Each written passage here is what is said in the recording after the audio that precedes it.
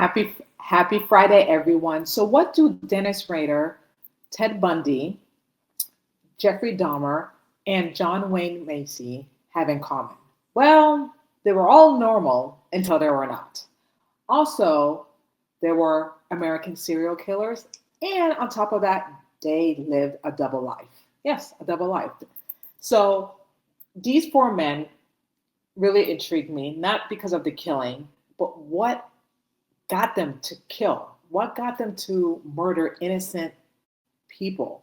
And these four men, they were normal, average people, just like you and I. You know what I mean? That they could have been our neighbors, our friends, our work colleagues, members of our church. And they turned to become a serial killer. Now, as you know, I'm very, very intrigued of true crimes and documentary. And the most recent documentary that I watched on Netflix, it's called My Father, the BTK Killer on Netflix. I recommend that you check it out and you watch it. It's very, very good. Now, this particular documentary, Dennis Rader, that was before my time. You know, the killing started in mid-70s. I was born in the 80s, so I had no clue because I didn't exist yet. And this all happened in Wichita, where the killing started. And this guy, Dennis, he was just a regular, normal guy, just like you and I. And I'm going to show you a clipping of briefly how they describe how he became a killer and how he just had this fixation of just killing people. And he killed four families, okay, a member of four families. And the youngest were two children at the age of 9 and 11, okay? 9 and 11. I can't even fathom how a man can actually kill a 9-year-old and an 11-year-old child, okay? It's bad enough that he killed the parents, but these two innocent children as well. And I just don't want to give you the details because it's just too graphic for me to even say it. But it's just heartbreaking that he killed the four families, and the eldest, he was not in the home and he survived. Basically, he was out getting tutored, and he found his parents and his siblings dead, strangled. And it's just a messed up thing. I can't even imagine how he felt at the time, you know, watching his parents and siblings murdered and get to witness all that. It's just terrible. But I'm going to show you a video of not the description, but how Dennis just turned out to be a total psychopath. And I always wonder, before I show you this video, you guys, I always wonder what makes a person a psychopath. Because these four men, and then I know there's more other serial killers out there, but these four really intrigued me. The crazy part is they're all raised by normal families. You know what I mean? It's not like there were abuse. The research that I've been reading, there was no indicate of neither of them were abused as a child, maybe a little bit neglected, but it seemed like they had like a pretty okay, decent family. But what made them to go kill? What made them to go be a serial killer and just kill innocent people for no apparent reason? Is it because of sports? Is it because of the thrill? Is it because they were bored? I wonder how, why? You know what I mean? I'm very, very curious about that. Like, what makes these four in particular men want to harm other people? And the scary part is they seem normal, just like everyone else. And it could be your friends, your neighbors, just like I said. It's just crazy. That's why you just never know who you're dealing with. You never know, because they could turn out pretty normal in the public eye, and behind closed doors, they end up killing someone or eating somebody alive. Craziness. But I'm going to show you a video. So take a look, of this description of detail of Dennis Rader and how he strayed his victims. And they all have patterns too. They all have patterns. They keep things. They murder their victims, and they keep like items, whether it's a driver's license, pictures, underwear, whatever. They keep them. And to me, that's just sick and demented and weird. But I guess it's like a trophy for them. Like most serial killers, what they do when they kill and prey on their victims, they keep some type of shrine, like a reminder of them. When, I don't know, maybe they do that just to get caught, or they want to get caught. They want some type of attention. I don't know, but it's just sick and crazy. But take a look of this video. BTK Killer. On February 25, 2005, in Wichita, Kansas, Dennis Rader was caught after killing for 31 years. While acting as a church leader, city worker, and family man, Rader had killed 10 people. He started in January 1974 with the Otero family, which included 2 kids. Rader cut their phone lines, brought ropes, and carried out his plan. And before I continue, he stalked them for a good while. He stalked them and follow them, like most stalkers do. They figure out your patterns, your in and outs, your whereabouts, and everything until they make their attack and attack you. Just like this, what Dennis did to these family Otero, and it's just really disgusting and sad and unfortunate that the Otero families did not survive from this madman, but. Let's continue on. I won't explain in detail for obvious reasons. After killing them, he took items from their home to keep, something he did with all his victims. What made Rader stand out was his need to write letters. In October 1974, he wrote to the local newspaper, taking credit for the Otero deaths, calling himself BTK, which stood for Bind, Torture, Kill. He kept sending these scary messages for years. Between 1974 and 1991, Rader killed 6 more people. He would watch his victims for weeks, learning when they would be alone before he attacked. He then went silent for a long period of time. After many years, however, in 2004, Rader started writing to the news again when they ran stories about his unsolved cases on the 30th anniversary of his first murders. His need for attention led to his downfall when he sent police a computer disk that had hidden data linking him to his church. When he confessed, Rader talked about his victims as if they were just tasks to complete. Mental health experts found he could switch between being a caring dad and a cold killer without any trouble. So basically, a psycho.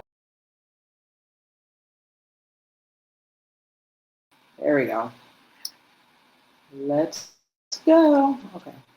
Like I said, he was psychopath and unhinged, and he called himself the BTK, the bind, torture, kill, and that's what he liked to do. He get ropes and he binds his victims and torture them and strangulations. He cuts phone lines. That's his MO. That's his pattern that he liked to do. And the crazy part is he was married for a very long time to Paula, had 2 children, Carrie and Brian. And in the documentary, Carrie, the daughter, interviewed, not interviewed, but she actually spoke about her father and how he became the killer and how he killed, a bunch of people. And I can't even imagine how she felt, growing up, that your own father is a killer and people think that she, just being associated with, your father as a killer and how people can judge her. Well, clearly it was not her fault because this happened when she was a child and she had no idea that her father had another double life, a secret life that outside of him being a father and a husband and a working dad, that he was doing something else, murdering and killing innocent people for no apparent reason. That can mess up anyone, you know what I mean? Mess up your head, question your childhood, question everything, which, Carrie did. And, I really, really felt bad for her because, a lot of people were kind of blaming her, like it was like her fault. And how can it be her fault? She was just a child when her father murdered innocent people. And it's not like she told her dad to kill these people, you know what I mean? Her father made that choice to go and act out and kill people for no apparent reason. And obviously you heard in the video that he wanted all the attention. You know what I mean? Like he wrote letters to the police officers and to the news outlet that he's the one that he did it. He even described every detail that he did. to the victims, which is so demented and twisted. He wanted all the credit because apparently they had like a suspect of the person of the Otero family. But then when he realized that they had a suspect, he wanted to get all the credit and the praise. And that's how sick and demented and psychopath people are, because they want the credit. So they arrested the wrong person, and they said that, no, I'm the one who killed the Otero family. I'm the one at X, Y, and Z. And when they verified, the law enforcement verified what Dennis said, they didn't know at the time who it was, then they knew they got the wrong person, that the real killer was out there. And for decades, they had no idea who it was. When the crazy part is, he was living in the area, in Candace, Wichita. You know what I mean? He was living nearby. He was a dog catcher, and he was a member of the Lutheran Church. That's how crazy it is. He was a church member. You know what I mean? A regular, average person, and no one would never, ever suspect it was him, because he was just normal, just like everyone else. He blended in. That's how they are. That's how serial killers are. You just never know what people are capable of, because, again, they seem normal like everyone else, like me and you, when people live double lives. And apparently he did, and he liked it. He had a thrill of it. You know what I mean? And it's not like he came up from a bad upbringing family. He came from a good family. But again, whatever was in his brain, it just went off the switch, and he just decided to kill for sport and for fun. Now, take a listen to the next video of Dennis. He's in a prison cell, obviously. He's still serving time, decade in prison. But I believe the judge sentenced him for 175 years, long ass time.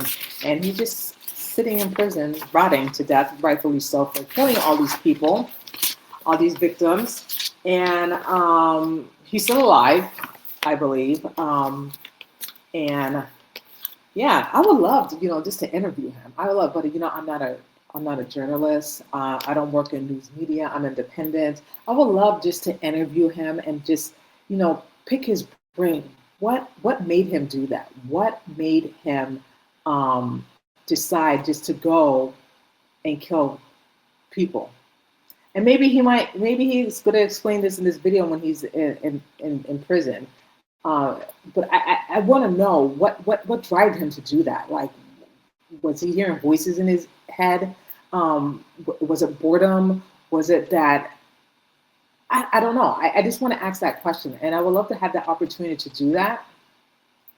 Maybe one day before he rots and dies in prison, in his prison cell. I don't know, but I would love to, just to pick his brain and what possessed him to do something like this, something so heinous, to kill 10 people and just pretend like everything was okay, pretend normal. Like, how do people sleep at night? How do serial killers sleep at night? Like, knowing that you just killed someone, tortured them to death, and you can just live your life with your wife and your children, like, and work and go to church and pray, and that knowing that you just took an innocent life. That's just beyond crazy to me, beyond crazy. But take a listen to what he had to say in his own words. Yeah, I'm the guy. Oops, hold on. There we go. 100%. I got this fantasy. I started working out this fantasy in my mind, and once that person become a fantasy, I could just loop it over. I'd lay in bed at night thinking about this person, the events, and how it's going to happen, and it become a real, almost like a picture show. I wanted to go ahead and produce it, and direct it, and go through with it, no matter what the costs were and the consequences. It was going to happen one way or another. No one knows for sure why Rader had to kill to fulfill those fantasies. In this interview with the psychologist, Rader dismisses each victim as a project. He says he'd begin by stalking. Stalking stage is when you start learning more about your victims, potential victims. Went to the library, I looked up their names, that address, cross-referenced, and called them a couple of times. Drove by there whenever I could. And each time he struck, Rader said he was armed with what he calls his hit kit. Your kit contained what? Plastic bags, rope, tape, knife, gun. All those wouldn't be in the kit. They'd be where I could have them in the house and gather them up. Tools that would come to define the work of BTK. The victims were often discovered bound with tape or rope tied in unusual knots. In his jailhouse interview, Rader blamed his murder spree on that mysterious force he has always claimed was way beyond his control, Factor X. Something that's, I used it, I actually think I'm maybe possessed with demons. I was dropped on my head when I was a kid. I've talked to some theological Christian people, and some of those people are really strong. They actually think, well, the Bible says that there's demons and within you or can come into you. That's the only thing I can figure out. I have, something drove me to do this. The normal people just don't do this. You can't stop it. I can't stop it. It's just, it controls me. It's like it's in the driver's seat. Now you might be wondering, how did we get here? Dennis Rader was born in Pittsburgh, Kansas in 1945, raised in a strict household. All right, pause. So how did he get there? So he's basically saying that he heard voices, demons, in his head. It's a possibility. You know what I mean? You hear that a lot with serial killers, that they hear voices, that probably were possessed. They can't help themselves. They had that urge and that fixation, to kill, to torture, to murder someone, and they can't help themselves. And I don't know if it's some type of disease or sickness or something that could have been preventable. I'm not sure. Like I said, what makes a person a psychopath or a killer? The demons that they hear in their heads, that the urges for them to just kill people for no apparent reason and torture them, it's a real thing. It is a real thing.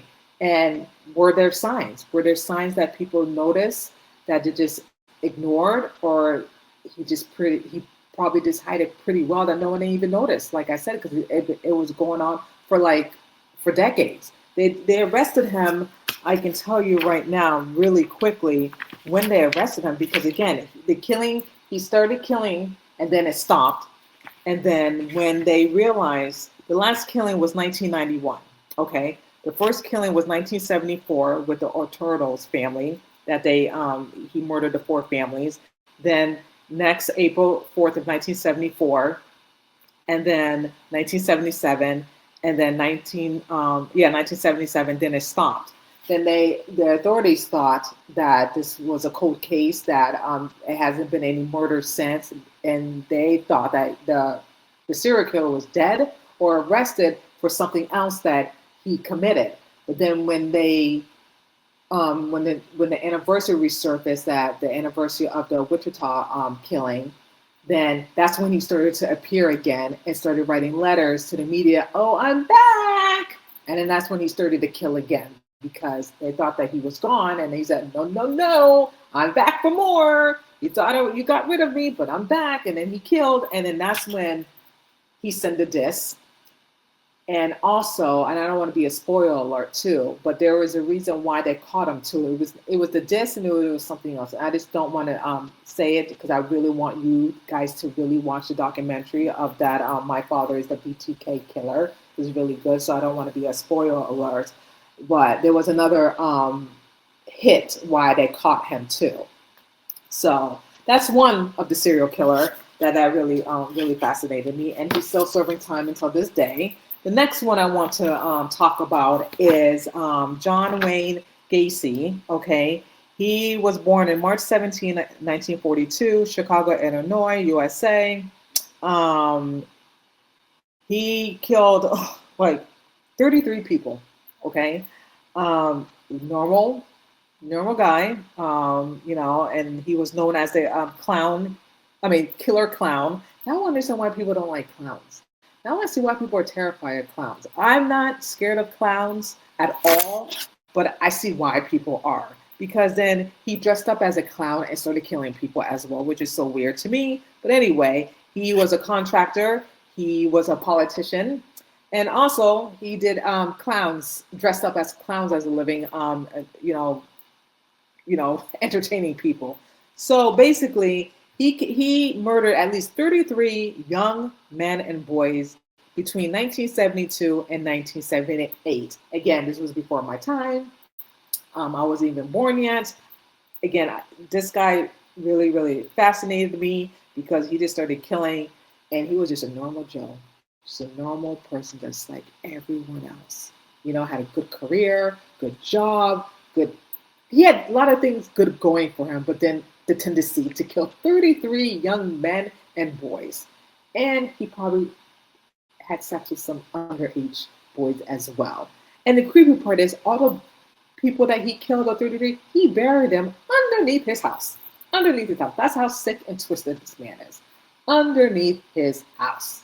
And then he's saying that he don't remember killing these people, but then he confessed, but he don't remember. Which is it? Which is it? Do you remember or you don't remember? I don't know. But it just weird.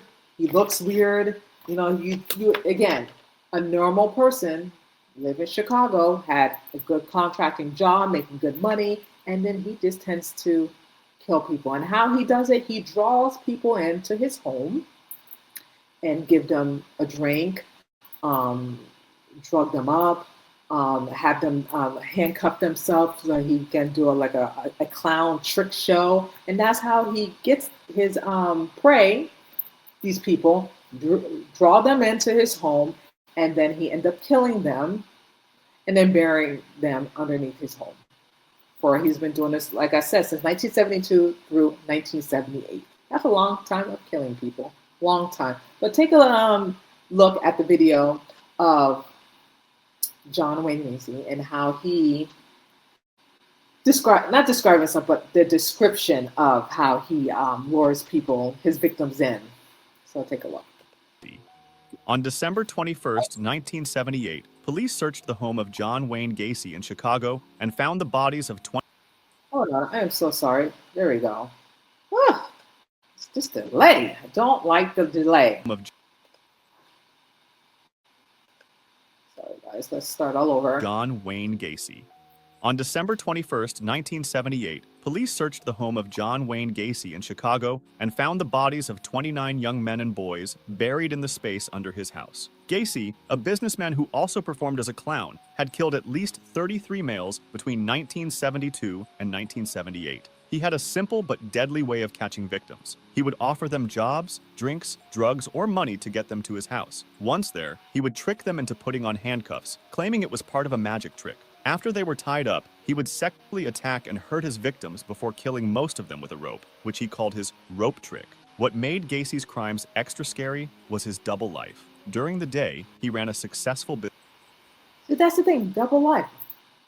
During the day, making money, successful business, and then next you know it, at nighttime, that's when he crawls and creeps and lures these young men into his home, like he's watching in this video, drugging them, doing magic tricks, clown tricks. This is why people don't like clowns. And then sexually assault them and then kill them and bury them underneath his home. Business was involved in local politics and performed as Pogo the Clown at children's hospitals and charity events. This is why people later called him the Killer Clown. While seeming normal to everyone who knew him, and while being loved in his community, he was secretly killing young men and burying them under his house. Police began looking into Gacy when 15-year-old Robert Peast went missing after saying he was going to meet a contractor about a job. When police found out this contractor was Gacy, they learned he had been convicted earlier for attacking a teenage boy in Iowa. As they found more evidence, they got permission to search his house and discovered the horrible truth under his floor. When he disgusting, crazy. Anyway, he's dead. He got the lethal injection, and he's no longer on this earth, thank God. So I guess, you know, in Chicago, they do the death penalty, and he got executed by lethal injection, and he was married. He had 2 children. Damn, God bless their souls. And yeah, he died on May 10th of 1994. He was at the age of 52. He was in a Stateville Correction Center, Illinois, Chicago. Other name, like I said, the Killer Clown, and he's dead. He tortured his victims. He sodomized them, and it's just disgusting. It's just a disgusting low life. And then he had the nerve in one of his interviews saying that he's claiming his innocence and he didn't do anything and you don't remember. Like, how do you say How do you confess first? And then now you're saying you don't remember, you didn't kill these people, you don't recognize them, blah, blah, blah. Like, get serious. Confessed, Gacy showed almost no feeling about his crimes. He claimed some victims were killed by another personality he called Jack Hanley. At his trial in 1980, Gacy was found guilty of 33 murders and sentenced to death. Good. On May 10th, 1994, Gacy was killed by lethal injection. That's it. Finish. Lethal injection. Okay. Lethal injection. All right.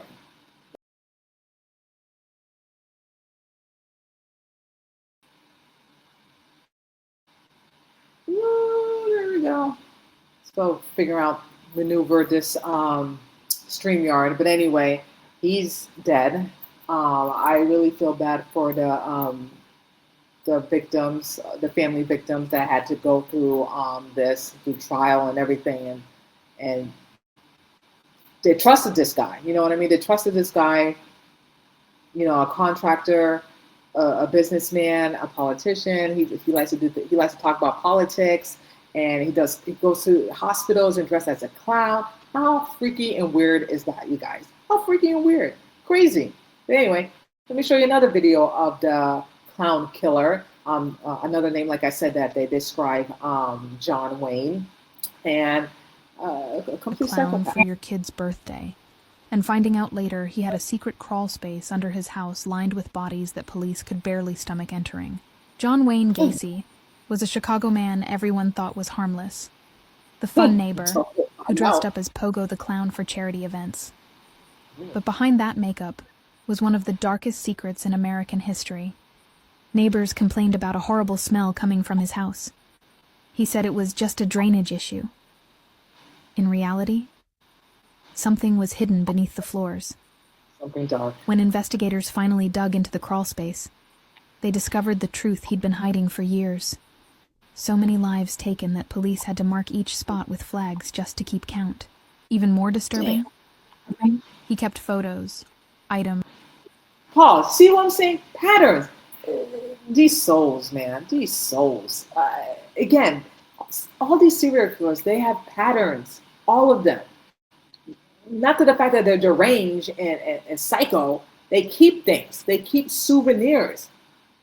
And again, it's so sick and twisted. They keep all these things just, I guess, a reminder. I guess of all the killing that they did. It's just sick and beyond. You would think well, they're not normal. Let me just go back, okay? I would just say, if I was a psychopath and if I was a killer and deranged and I killed multiple people, you would think I would keep trophies? Hell no! I get rid of it! Get rid of it and move on to the next victim if I was a psychopath and a killer. But again, that's how twisted and demented some of these serial killers are, because they like to keep these things for trophies, for sports, for I don't know what apparent reason, just to look back and say, haha, I did this to so-and-so, I did that.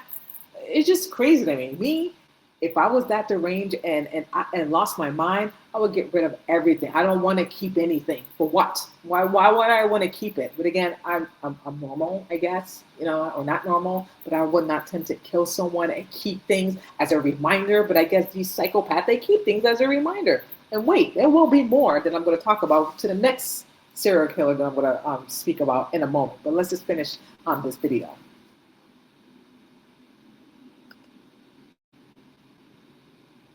Come on. There we go. And personal belongings from his victims like souvenirs. And he kept performing as a clown during it all. They called him the killer clown. But the creepiest part? He once said, "A clown can get away with anything." And for far too long, he did exactly that. Man, that's wicked.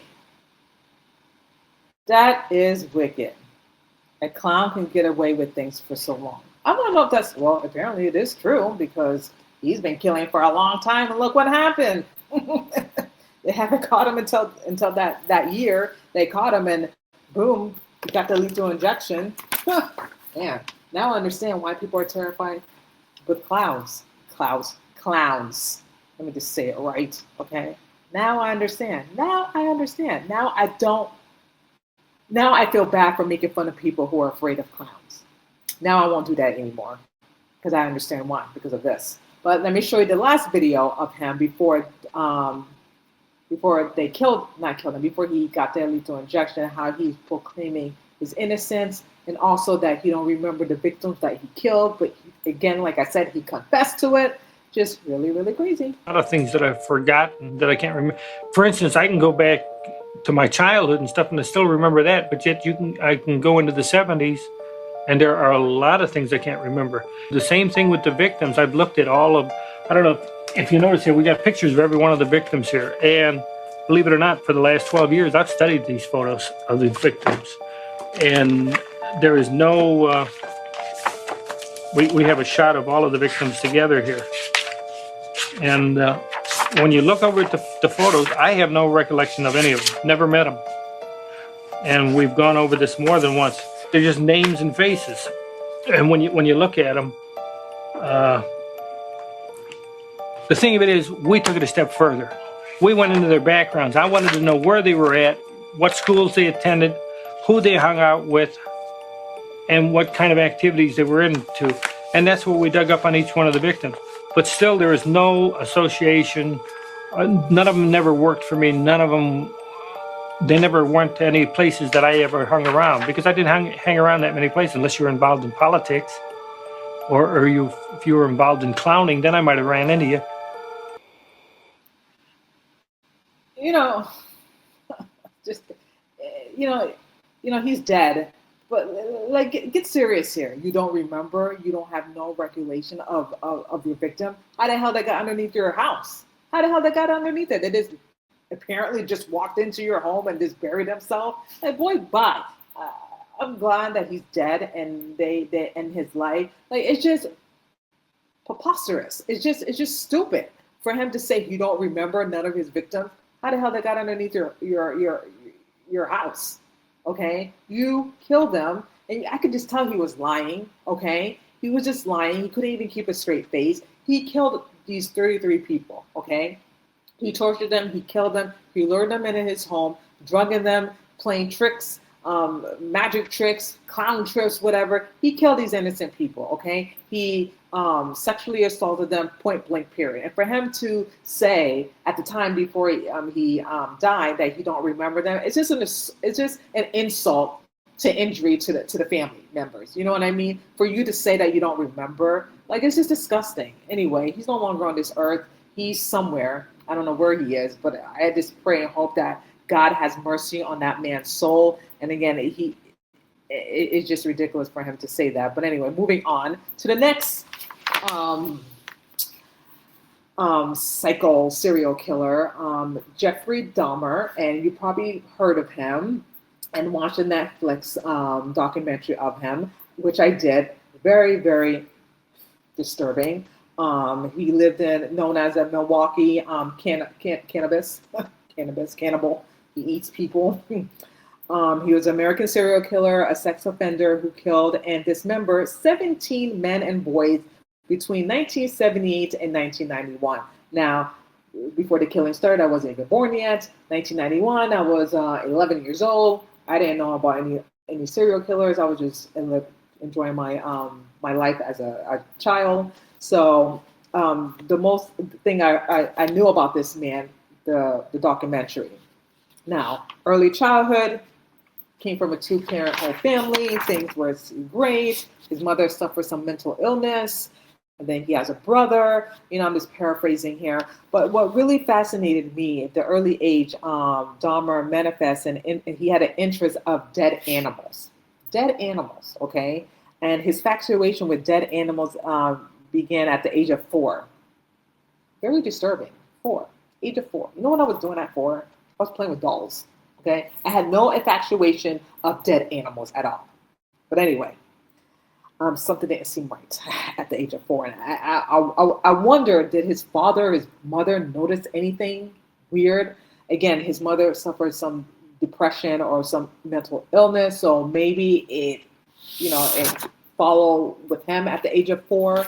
It seemed like the father was pretty normal. I don't know if the father picked up on it. I'm not sure.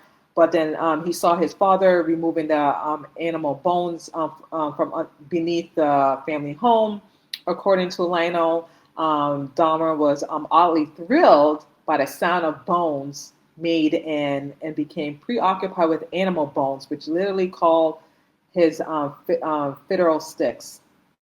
He occasionally searched beneath around the family home for additional bones and explore the bodies of live animals to discover their bones were located. Very disturbing, very weird.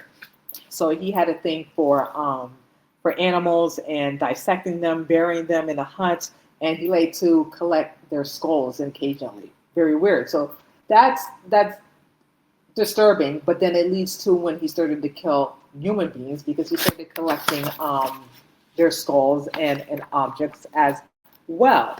So it seemed like this man is very weird and disturbing because Dahmer had sex with the corpse and before he dismembered the body. Okay, very disturbing. And he placed some of the body parts in a refrigerator, the heart, the head, the skeleton in the freezer. Again, I'm just paraphrasing a lot of this because it just seems so just disturbing.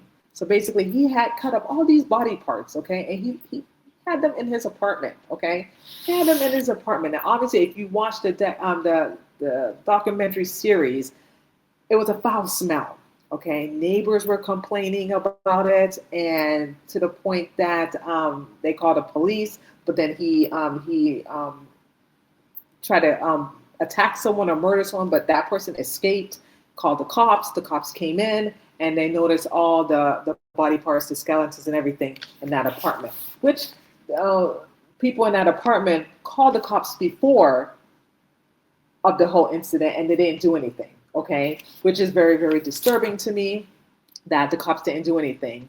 And again, I guess back in those times, it was very taboo, with, gay men. It was not very that what's the word, I want to say seen, but it was just not, it was not there to talk about. You know what I mean? Like I said, it was very, very taboo. And when they searched his apartment and saw all the body parts everywhere left and right, and he started eating the people, I'm like, my gosh, like, how can you just, first of all, how can you dismember these victims, cut them up, collect their skulls, put some of their body parts in a freezer, in a refrigerator, have sex with them, dead people, and then you end up eating them? Like, I don't get it. You end up eating the people, your victims. And you call that normal? That is so deranged and psycho, okay? Psycho, okay? And he enjoyed it. He enjoyed every minute of it. And he was just normal, just like everyone else. No one didn't catch on to it until they smelled an odor, okay? He was just a normal person working, paying his rent, going to clubs, having sex with men and bringing them back to his apartment and taking pictures. That's the thing. Psychopaths have patterns. His patterns was taking pictures of random men, saying for them to model them, like terrorize them and stuff like that, and then keep them. Again, patterns, okay? And then he lured them into his apartment, drugged them, and then victimized them, and then cut them up, and then start eating them like there's some hamburger helper. Rest their souls. Rest their souls. Now I want to show you a video of Jeffrey Dahmer, an interview that he did, and he explains why he did what he did, and he couldn't just help himself of collecting their skulls of the victims and eating their flesh and their body parts.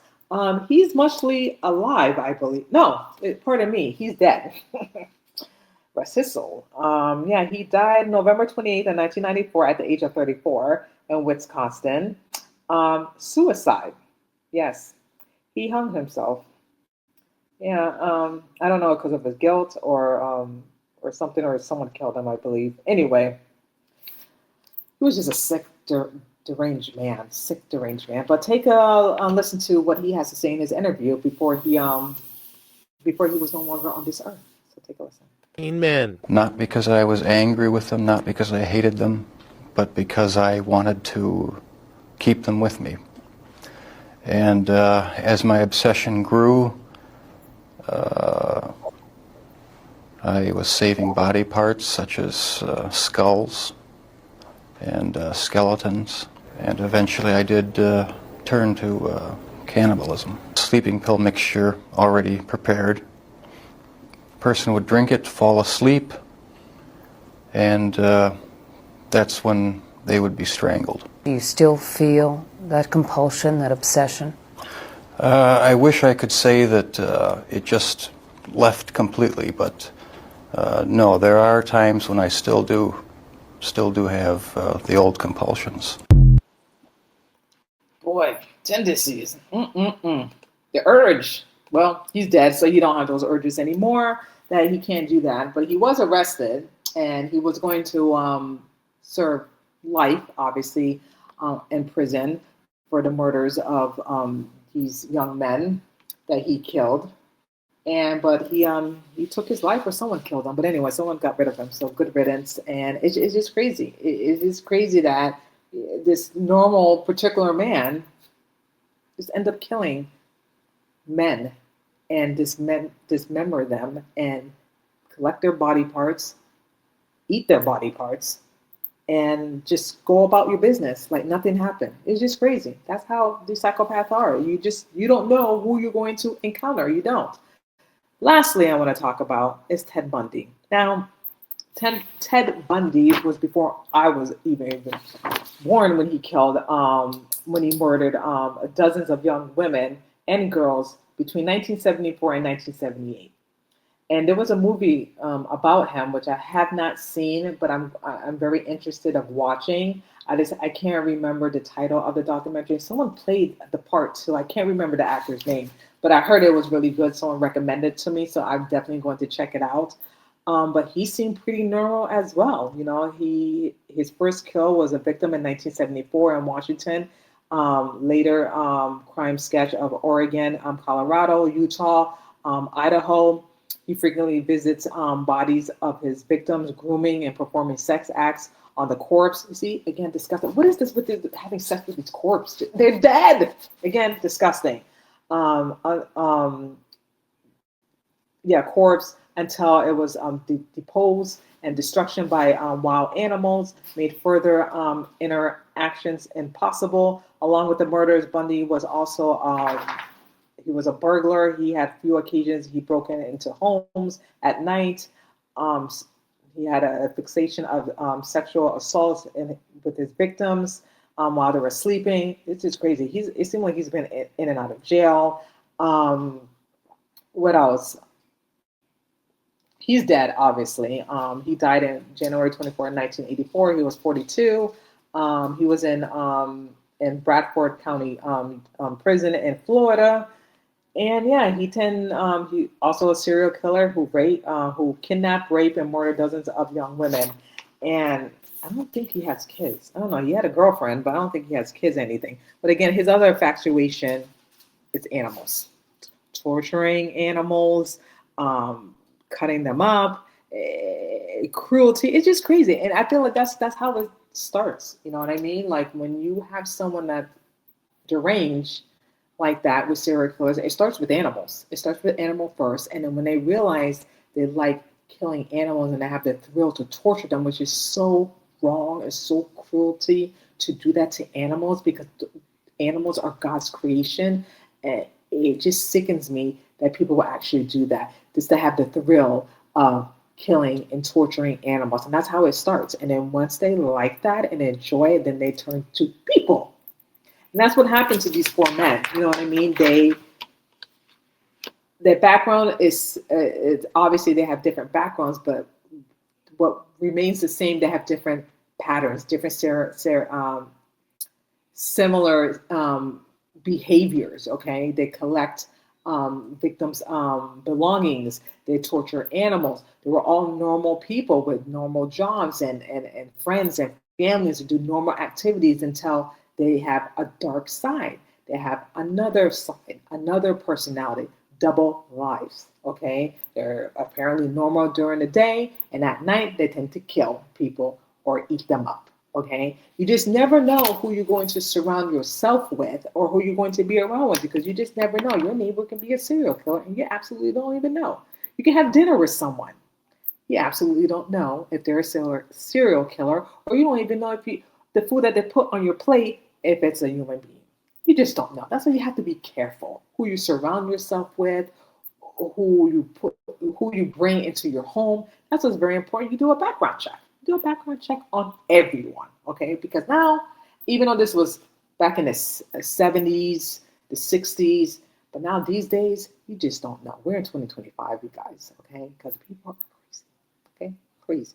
You don't know what people are capable of. That's why for me, I don't trust anyone. I keep my eyes open. And I do background check on everyone. If I'm going to bring someone to my home, to my family members, to my friends, you best believe I'm going to do a background check on you to make sure that you are normal and that you're not crazy. Okay, because you just never know. You just never know. But anyway, I just like watching true crimes and documentaries. I just love to get into their heads, but they're dead. Majority of them. There's only one survivor, not survivor, one person that's remaining, is alive. That's the word I'm trying to get at. That's still alive. That's Dennis, who's rotting in prison. The other three are dead. But it's just interesting to me that you have normal people come from a normal upbringing, and for the life of me, I don't know what possessed them to do such a heinous act on another human being. Is it a chemical imbalance in their brain? It's something in their brain is just really off. Like, half of their brain is telling them that not to do it. It's wrong and it's immoral to do that, and then the other brain is just not fully there. I don't know. I would love to talk to a doctor or a psychiatrist or someone just to pick their brains and figure out what makes a serial killer, what makes a normal person a psychopath and end up killing people for no apparent reason. Like what caused that? And I'm very, very curious about that, because I love true crime. I love documentary. It just saddens me that, when I do watch it, that, people are getting murdered, tortured, stalked for no apparent reason, because these psychopaths are just in balance. Their brains are in balance. It's just not, they're not fully there. I don't know. I'm just thinking out there. And I'm just very curious. I've always been a curious person to figure out why this happened. Could it all this been prevented? Again, back in the days, I don't know how mental health was, if they even had any resources to help people like that when they're going through tough times compared to now. We have so many resources. If someone's going through a mental illness or a mental breakdown, there's tools and there's a lot of resources to help people. Again, I don't know how it was back in the day. If there was, could a lot of things been prevented? Did a lot of people miss all the warning signs and they saw the warning signs and just ignore the warning signs? Or some people are just very oblivious to it, that they didn't even know, because some of the family members didn't know. You marry someone, you think you know someone, and then you think that person's not capable of hurting another human being when they actually lived another double life and did something completely, well, you never thought in a million years that they were capable of, but they did. That's why I always ask myself, do we really know the particular person that we marry or that we know? Do we really know them? Do we think that they're capable of doing harm to other people? I hope not. You know what I mean? I hope not. I thought Paula thought in a million years that her husband would never hurt anyone. Next to know, he had a double life, and she had no idea what her husband was doing. She had no idea. A lot of people don't know what their significant others do, because you would think the person that you marry that will never hurt a fly. But again, people are capable of doing weird, shady, crazy stuff. That's why you just have to look for the red flags, the warning signs, and everything. And sometimes we have to go with our gut intuition. We have to go with our gut feelings and not ignore it. Obviously, write it down. Raise suspicious. Talk to the person. If you suspect anything or something off about your partner or whatever. And on top of that, they can hide it really, really well too. That you you don't even know if anything is off, because some people tend to do that too. Some people are really good at that. And some people tend to slip up and mess up. It all depends on the person. But anyway, that's all I have to say about those 4 serial killers. And I just wanted to share with you my perspective and the things that I was like doing research and reading about with these 4 serial killars. I know there's plenty more of serial killers out there that have done obviously worse too. But these are the 4 men that really interest me, that I wanted to talk about today with you guys. I know it's kind of weird talking about this. It's a Friday. Weird, but I am kind of weird because I like those things really interest me, true crimes and all that stuff. But I'm just a weird type of person. I tell my husband all the time, he thinks I'm like cuckoo for Cuckoo Puffs, but I'm like, that's who you marry, because those things intrigue me. But I'm perfectly normal sometimes, not all the time, maybe sometimes. But anyway, you guys, thank you so much for watching and listening in. I really appreciate each and one of you. Have a great weekend. Stay safe. God bless. And I will see you guys on Monday. Take care.